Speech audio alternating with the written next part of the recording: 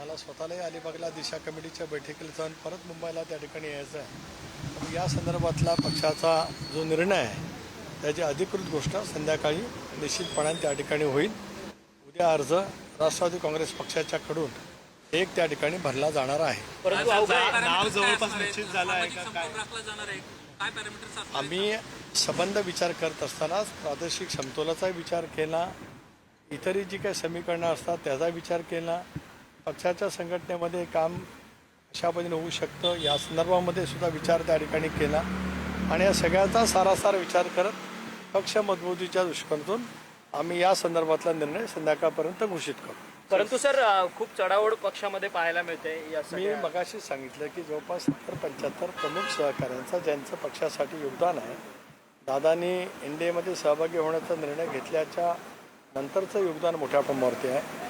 अगोदरपासून सुद्धा एकत्रित राष्ट्रवादी काँग्रेस पक्षामध्ये सुद्धा अनेकांनी सोबत त्या ठिकाणी काम केलेलं आहे. या संदर्भातला सारासार विचार गुणवत्तेवर प्रादेशिक नाराजी ज्या वेळेला 70-75 अर्ज होतात आणि एखाद्या नावाचीच होणार आहे घोषणा म्हणजे 74 लोकांना उमेदवारी मिळू शकणार नाही हे नक्कीच आहे. त्यामुळे हे सगळीकडेच आहे. ते काय एका राष्ट्रवादी काँग्रेस पक्षाकडे आहे अशातला काय भाग नाही. हे वेगवेगळ्या राजकीय पक्षामध्ये ज्यावेळेला इच्छुकांची संख्या वाढत राहते त्याला स्वाभाविकपणाने एकच जागा आमच्या वाट्याला येणार आहे आमच्या संख्याबळानुसार. आज आमचं संख्याबळ 39 आहे. महिन्यांचा निकाल 4 तारखेला लागेल त्यावेळेला आम्ही पुन्हा त्याच्यावरती पोहोचणार आहोत. अशा वेळेला या सगळ्या बाबी त्या ठिकाणी आहेतच.